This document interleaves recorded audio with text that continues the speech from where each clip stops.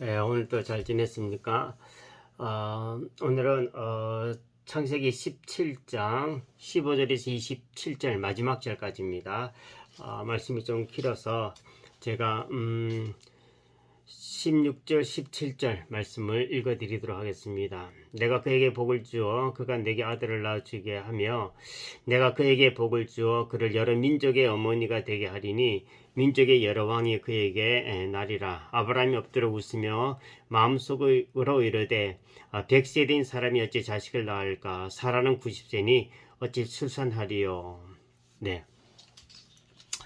이 말씀을 가지고 오늘은 은혜 받는 자의 특징, 은혜 받는 자의 특징이라고 하는 제목으로 함께 잠시 말씀을 생각해 보고자 합니다.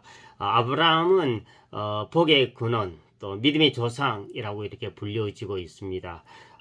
지금 육적으로나 영적으로 그의 자손이 무수히 많이 있습니다. 그는 역사상 가장 큰 은혜를 받은 존재 중에 한 사람입니다. 그러면 우리도 아브라함처럼 그렇게 하나님의 은혜를 받는 자에게는 어떤 특징이 있을까라는 것입니다.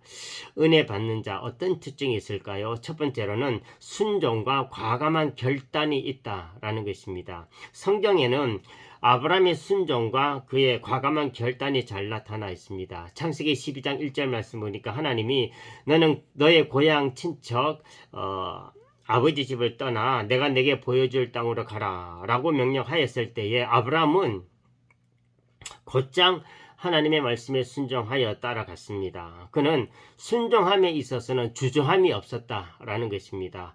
순종 과정에서는 여러 가지 실수가 많이 있었지만 중요한 점은 그가 과감하게 순종의 길로 들어섰다라는 것입니다. 아브라함은 베드로와 성품이 굉장히 유사합니다. 구약에 아브라함이 있다고 하면 신약에는 베드로가 있습니다. 베드로도 순종의 길에 들어서는 것은 아주 잘하였습니다.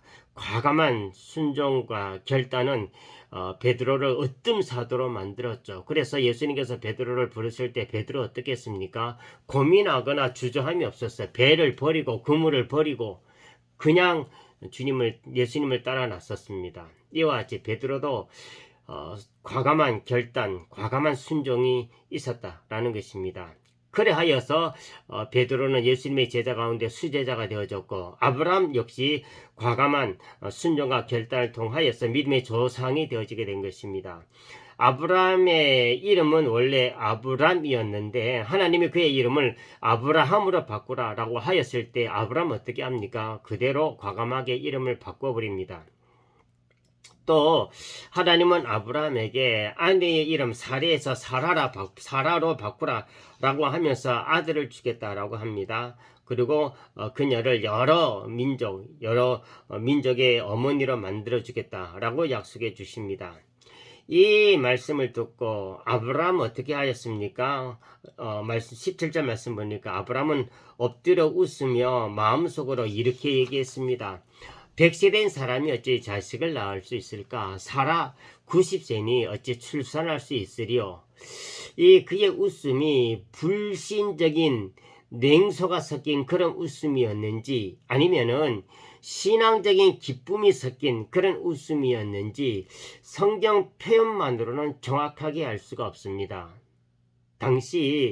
그런데 우리가 한 가지 분명하게 알 수 있는 것은 당시 아브라함의 믿음이 상당한 경지에 오른 상태였기 때문에 아브라함의 웃음이 불신적인 그런 냉소적인 웃음이 아니고 하나님의 놀라운 약속의 말씀으로 인하여 가지고 기쁨이 있는 현실적인 의문이 있지만 그래도 기쁨과 확신이 있는 그런 가벼운 미소였을 것이다 라는 것입니다. 그래서 아마도 제 생각은 이렇습니다. 내 나이 100세인데 이 100세에 하나님이 아들을 주시다니 우리 하나님 정말 대단하신 분이시구나. 우리 하나님 정말 약속을 지키시는 신실하신 하나님이시구나. 내가 이 하나님을 따르기를 정말로 잘했구나 라는 이 기쁨의 웃음, 내가 정말 잘했어 하하 이렇게 기쁨의 웃음이었지 아니할까 그렇게 저는 개인적으로 생각해 봅니다. 아무튼 아브라함은 그렇게 믿음의 가벼운 미소를 띠면서 또 하나님의 말씀을 듣자마자 자기 아내 사레의 이름을 사라로 바꿔 고쳐 불렀습니다. 만약에 이때 아브라함이 불신의 웃음이었다라고 하면 아내의 이름을 곧바로 바꿨을까요? 하나님이 약속도 안 지키는데 뭐 이렇게 하면서 그 이후부터는 불순종의 삶을 살았을 것입니다. 그런데 아브라함의 웃음이 같이 믿음의 가벼운 웃음이었기 때문에 그 즉시 자기 아내 이름도 사레에서 사라로 바꿨다는 것입니다. 그는 이와 같이 확신이 있든지 없든지 일단 순종을 하고 봅니다. 또 죽든지 살든지 일단 하나님이 하라 라고 하면 그대로 순종하였습니다.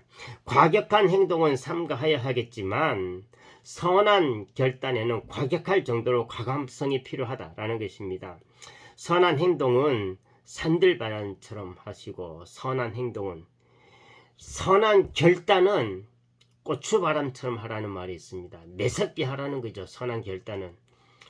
본문 앞에 9절에서 14절 말씀에서 하나님은 아브라함에게 할례를 명하였습니다.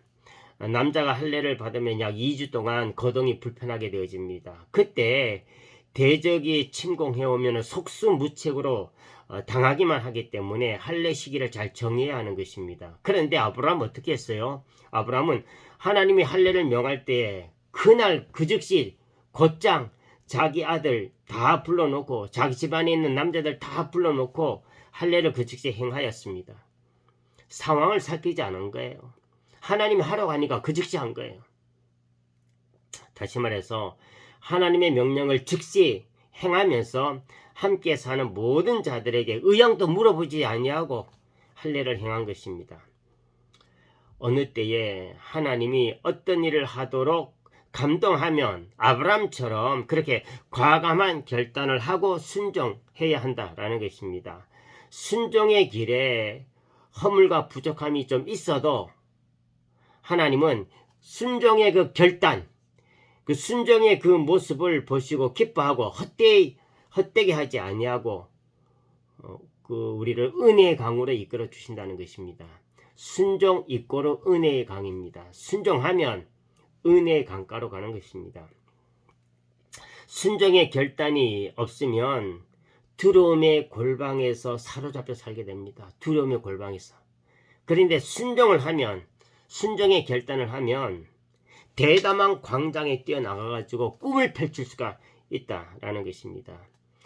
하나님의 뜻에 순종하면 물론 고난 겪기도 하겠죠. 어려움 당하기도 합니다. 하지만 반드시 선한 결과가 있습니다. 축복이 뒤따라온다라는 것입니다. 진리의 길에는 대개 고난이 있습니다. 고난이 예상되어져도 순종하는 마음을 가지고 과감히 진리의 길로 들어서면 은혜의 문이 열린다라는 것입니다. 두 번째로는 범사에 만족하는 자세를 가지라라는 것입니다. 아브라함은 요구하는 태도가 없이 늘 하나님의 뜻에 만족하였습니다. 복의 근원이 되게 하겠다라고는 하나님의 약속의 말씀만 믿고 그는 75세에 삶의 터전을 떠나가 버립니다. 그 후에 10년이 넘도록 아들조차 없었습니다. 그러면 되게 불평할 거 아니겠습니까? 난 하나님만 믿고 고향도 등져 나왔는데 이게 도대체 뭡니까? 아들도 없이 10년 동안 되게 불평과 원망이 쏟아져 나옵니다. 하나님, 지금 살아 계시기나 하신 건가요? 나를 떠나가 버린 것입니까? 나를 잊었습니까? 도대체 언제 약속을 지켜주실 것입니까? 그러나 아브라함은 그런 불평하지 않습니다. 10년 후에 하나님이 또다시 나타나서 말씀하십니다. 15장 1절 말씀 보니까 아브라함아 두려워하지 말라. 나는 내 방패요. 내 지극히 큰 상급이다.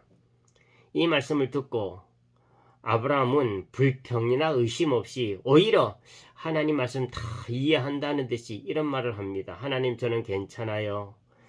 내 집에서 기르는 다메섹 사람 엘리에셀 상속자사보다 저는 괜찮아요. 좋습니다.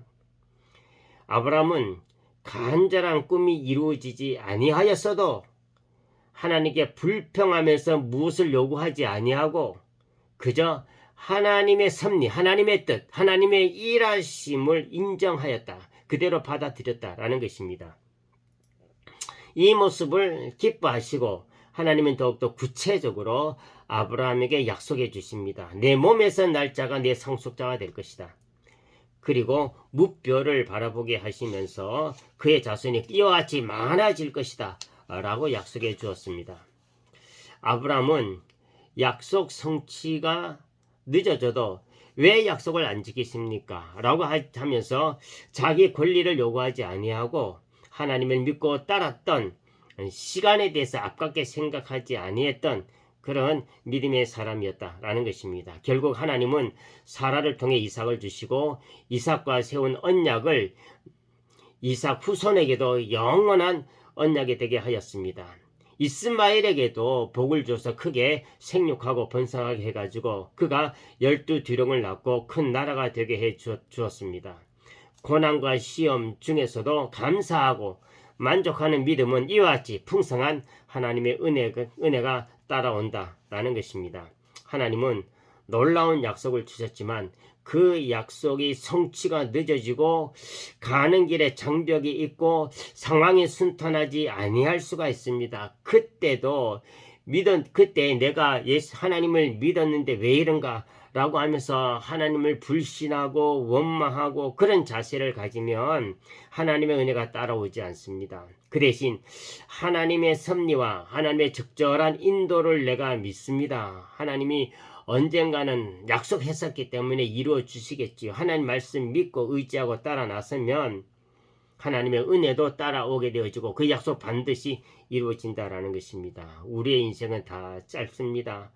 육체의 모습은 풀과 같고 그것이 아름다운 꽃과 같습니다. 풀은 마르고 꽃은 시들지만 하나님의 말씀은 영원하다는 것입니다. 하나님의 말씀과 뜻 안에 확고히 서 있다면 인생길은 한층 가벼워질 것입니다. 짧은 인생을 살아가면서 여유가 있다고 자랑할 것도 없고 여유가 없다고 한탄할 것도 없다는 것입니다.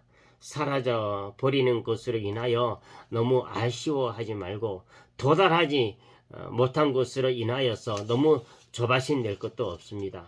하나님의 때를 분별하고 기다릴 줄 아는 믿음이 필요하다라는 것입니다. 등산할 때 보면은